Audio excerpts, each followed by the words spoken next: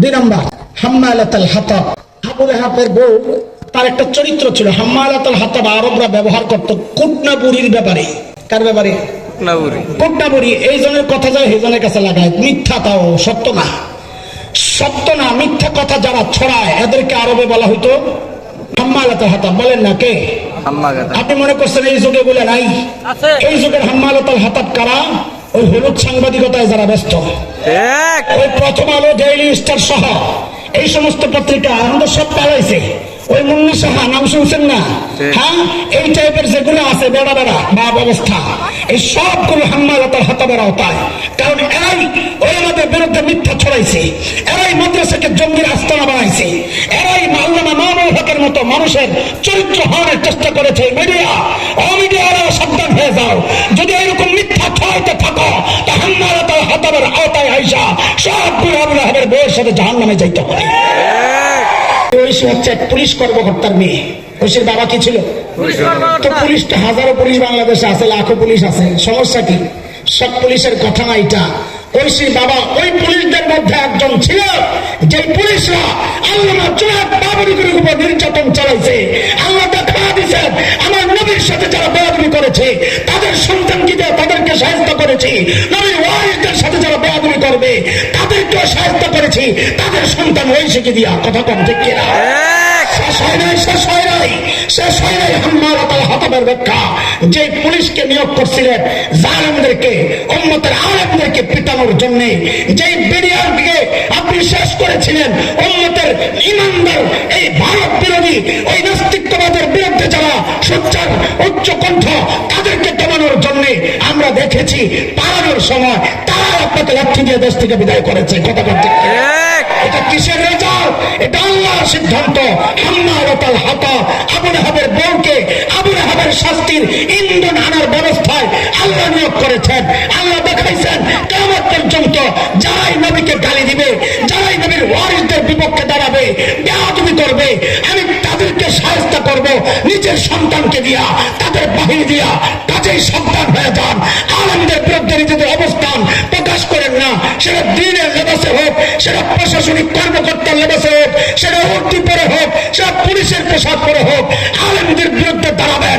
আল্লাহর কসম, আজ না হয়তো কাল পালাতে হবে, পালাতে হবে, পালাতে হবে। ধ্বংস তোমাদের জন্য অনিবার্য। কথা বলেন। বাংলাদেশে যদি কেউ আল্লাহর নবীকে নিয়ে কটাক্ষ করে, আমি আহসান জামিল বলতেছি আমার কথা, কারো দায়িত্ব আমি নেব না, আমি আমারটা বলতেছি।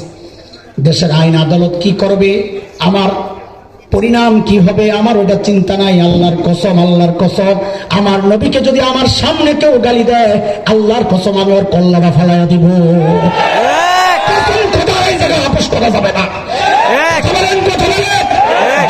একটা কথা জানতে চাই, নবীর দুশমনদের বিরুদ্ধে যদি যুদ্ধ করতে হয়, কল্লা দিতে হয়, রক্ত দিতে হয়, টেকে রক্ত দিতে প্রস্তুত আল্লাহ।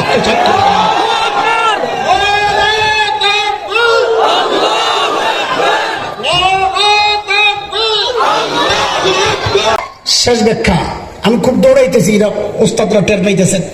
শেষ ব্যাখ্যা, হাম্মালাতুল হাতাব আবু লাহাবের বউরে আল্লাহ একটা ডিউটি দিব জাহান্নামে। এটা সেটা সে কি করবে? আবু লাহাবের আগুনের ইন্ধন নিজে মাথায় লইয়া লইয়া আইন আবু লাহাবরে জ্বালাইব। আল্লাহ দেখাইছে আমার নবীর বিরুদ্ধে যারা দাঁড়ায়, আমার নবীর সাথে যারা বেয়াদবি করে, তাদের আপনজনকে দিয়ে আমি তার শাস্তির ব্যবস্থা করি। দুইটা উদাহরণ দিলে বুঝবেন। নবী আলাইহিস সালাম যখন মদিনায়, নবীর শুরুর দিকের কিছু কাজ ছিল আশপাশের এলাকার, বিশেষ করে যারা আছে তাদের সাথে সন্ধি চুক্তি করা। যে সমস্ত সাম্রাজ্য ছিল তখন, পারস্য, রোমান, মিশর, ওই সমস্ত জায়গায় চিঠি পাঠানো দাওয়াতের। তো পারস্য সম্রাট ছিল তখন খসরু পারভেজ। এই যুবক কথা বলো, কে? কে? খসরু পারভেজ। খসরু পারভেজের কাছে নবী চিঠি পাঠাইছেন। কি লেখছেন? মিন মুহাম্মদ ইলা কিসরা। খসরু পারভেজকে বলা হয়তো কিসরা, পারস্য সম্রাটকে। খসরু পারভেজ যেই দেখছেন নবীর নাম আগে, হের নাম পরে, জাহেল কেসা মাথা মোটা, মোহাম্মদের পক্ষ থেকে খসরু পারভেজের কাছে। এখানে মোহাম্মদটা আগে কেন লেখলো? এই জন্য সে তারা একদম চিড়ারে ছিঁড়া টুকরা টুকরা করে ফেলছে। নবীর চিঠির সাথে বেয়াদবি করছে। নবী একটা বদদোয়া করছিলেন, যে পারস্য আর কোনোদিন একসাথে হবে না, টুকরা টুকরা হয়ে গেছেন। আজকেও এর জ্বলন্ত প্রমাণ। রোমানরা ন্যাটো জোট করে, এই জোট করে, এই জোট করে, পারস্যের যে দেশগুলো এখন পর্যন্ত আর এক হইতে পারে নাই, ইরান বলেন, ইরাক বলেন, আফগানিস্তানের কিছু অংশ বলেন, এগুলো কখনো এক হইতে পারে নাই, কারণ নবীর মধ্যে লেগে রয়েছে স্থায়ীভাবে। খসরু পারভেজ তার রাগ মিটানোর জন্য ফয়সালা দিছে নবীকে গ্রেফতার করতে হবে। নির্দেশ পাঠাইছে কার কাছে? ভালো করে বুঝেন। তার অধীনস্থ ছিল তখন ইয়ামান, পারস্য সাম্রাজ্যের অধীনস্থ। গভর্নর ছিল তখন ইয়ামানের বাজান, কিনা বাজানের কাছে চিঠি পাঠাইছে, 2 জন সুঠামদেহী মানুষকে মদিনায় পাঠাও, মোহাম্মদকে গ্রেফতার করে পারস্যে পাঠায়া দাও। বাজান হুকুম তামিলের জন্য 2 জন সুঠামদেহীর পাঠায়া দিছে মদিনায়, নবীকে গ্রেফতার করে পারস্যে লয়ে যাইতে। ওরা আল্লাহর নবী নিজে বলেছেন, নুসিরতু বির-রুব, আল্লাহ আমাদের রোগ দিয়ে সাহায্য করছে। নবীর একটা ভয় কাফেরদের হৃদয়ে বহুদূর থেকে এটা কাজ করত। ওরাও যায় নবীর সামনে কাঁপে আর কয়, আপনারে ধৈর্য নিতে কইছি। কি বলে? আপনারে ধৈর্য নিতে কইছে। নবী আলাইহিস সালাম হাইসা দিয়েছেন, এই নিয়ে ধৈর্য নেওয়ার অবস্থা। তোমরা যায় ঘুমাও, সকালে আইসো। তো ওরা তো সাইরা দিয়ে মা কেন্দা বাসি, যেই কইছে সকালে আইসো, রাতটা তো বাঁচলাম। ওরা জানে আমরা শেষ করে লাগবো। সকালবেলা আবার আসার পরে নবী আলাইহিস সালাম জানায়া দিছেন, তোমাদের যে সিদ্ধান্ত নিয়ে আসছো আমাকে গ্রেফতার করার, ওই সিদ্ধান্ত পরিবর্তন হয়ে গেছে, তোমরা চলে যাও। আল্লাহ, ওরা তো চাইতেছে কোন রকম দৌড়ে পালাইতে, ওইটা চিন্তা করে না যে খবর আসলো কোথেকে রাতারাতি। এক রাতে সেই পারস্য থেকে মদিনা আসা, এটা তার প্লেন ছিল না, পুট করে আয়া পড়ছে না, চট করে, কি করে চট করে, কি করে আয়া পড়ছে, হিসাব নাই তো কিছু, কি করে চট করে। আমি বলি খালাম্মা, চট কইরা আইসেন না, চট পইরা আইসেন। কি বলেন?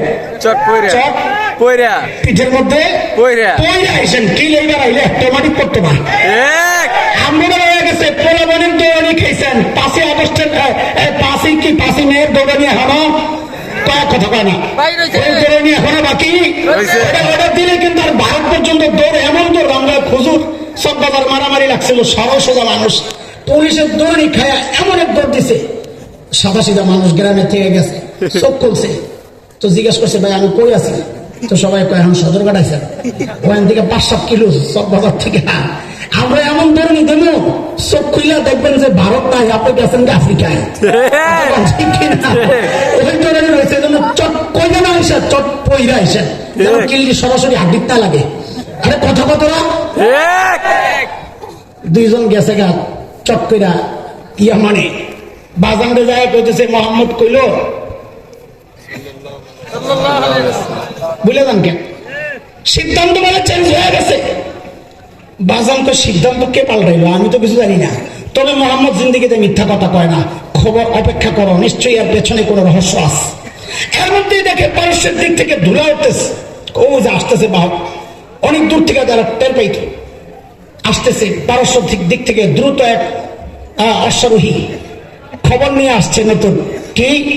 খসরু পারভেজকে তার নিজের ছেলে শেরওয়া, এক নারী কেন্দ্রিক বাপ ছেলের লড়াই, শেরওয়া বাবাকে হত্যা কইরা সিংহাসনে বৈশাই নতুন সিদ্ধান্ত পাঠাইছে, মোহাম্মদকে ধরার যে সিদ্ধান্ত এটা ক্যান্সেল, আপাতত ওদেরকে খেপানো যাবে না, দরকার নাই, আগে নিজের রাষ্ট্র সামলাও।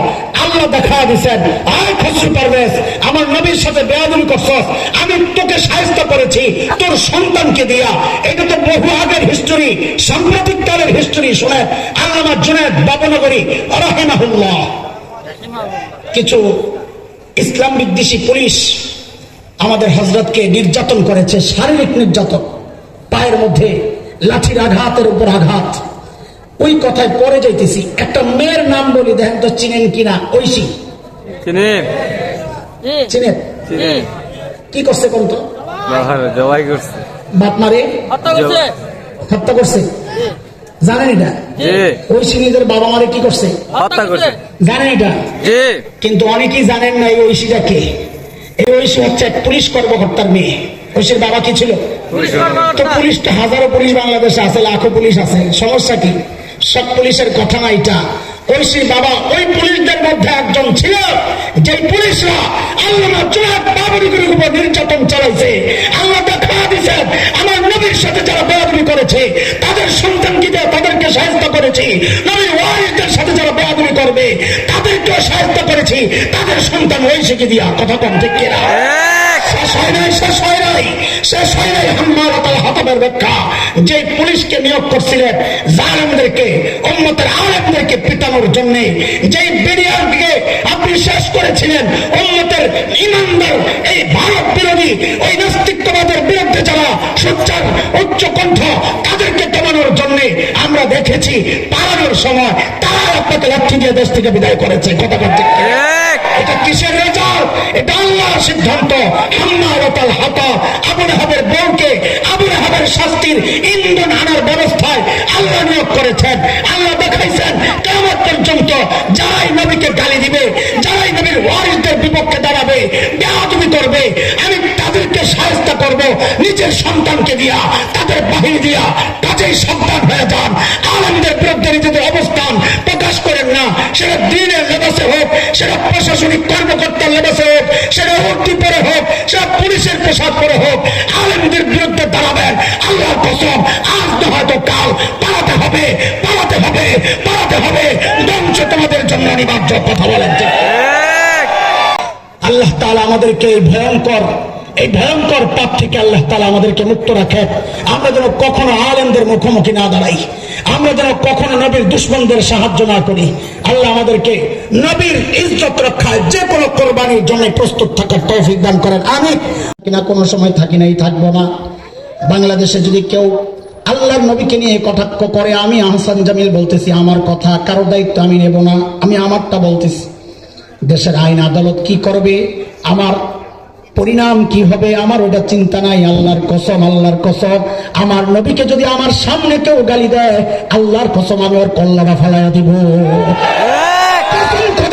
আপোষ করা যাবে না।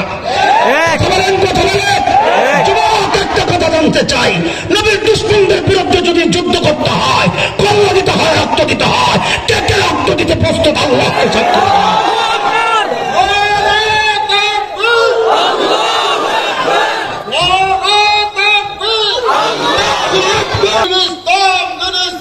জিন্দাবাদ, জিন্দাবাদ। আল্লাহ বললেন তাব্বাত ইয়াদা আবি লাহাবি ওয়া তাব। আবু লাহাব তার নবীর কাছে ধ্বংস হবে, তুই ধ্বংস হবি বেটা। ওলামাদের বিরুদ্ধে যারা মুখ করে কসম আল্লাহ, একটাও বাঁচবে না, সবগুলোর ধ্বংস নিবার্য ইনশাআল্লাহ। নবী তো নাই, নবীর ওয়ারিসরা আছে, আবু লাহাবও নাই, সূরাতও আছে। বুঝা গেল কিয়ামত পর্যন্ত আবু লাহাব আসবে, নাম পাল্টাবে। আবু লাহাব তো এমন ডরাইছে, মোহে মোহে সাফাবাজি যাই করে ভিতর শুকায় আসে। অনেক পর বদরের যুদ্ধের ডাক পড়ছে। আবু জাহেল কয়, দোস্ত রেডি হন, তাড়াতাড়ি যাওয়া লাগবো, আমগো সব সম্পদ আটকায় দিব। মোহাম্মদ আবু সুফিয়ান খবর পাঠাইছে। আবু লাহাব কয়, দোস্ত আপনি যান, আমি যাবো না। কি জন্য যাবেন না? কোন মোহাম্মদ কইছে আমি ধ্বংস, আমি মক্কা থেকে বাইরে, আমার খবর আছে। রাজি হয় না পাগলা, আমি যাবো না। তারপরে আবু লাহাব, আবু জাহেল কয়, দোস্ত এটা ইজ্জতের ব্যাপার, বুখারীতে রিওয়ায়াত আসছে, কই ইজ্জতের ব্যাপার, মানুষ কইব কি নেতায় যায় না।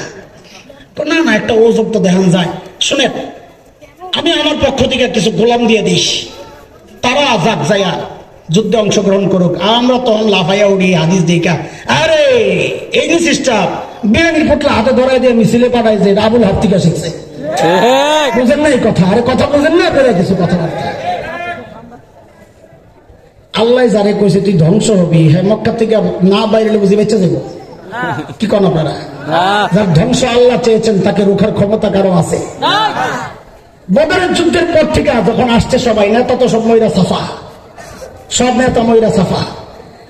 আবু লাহাব বদরের 5 দিন কি 6 দিন কয়েকটা বক্তব্য আসছে, গলার মধ্যে এমন রোগ হয়েছে, প্লেগ, ফোড়া, ব্যথায় অস্থির হয়ে মারাই গেল। ঢুইকায় নবী জানায় দিলে, হ্যাঁ মক্কাওয়ালা শোনো, আজকে আমার চিন্তা, আমার বক্তব্য আমার ভাই ইউসুফের মতোই, লা তাসরিবা আলাইকুমুল ইয়াউম, কোনো প্রতিশোধ নাই, সব মাফ। মান দাখালাল মসজিদাল হারাম ফাহুয়া আমিন, মসজিদে হারামের ভেতরে যে ঢুকবে সে নিরাপদ। মান দাখালা দার আবি সুফিয়ান ফাহুয়া আমিন, আবু সুফিয়ানের ঘরে যে ঢুকবে সেও নিরাপদ।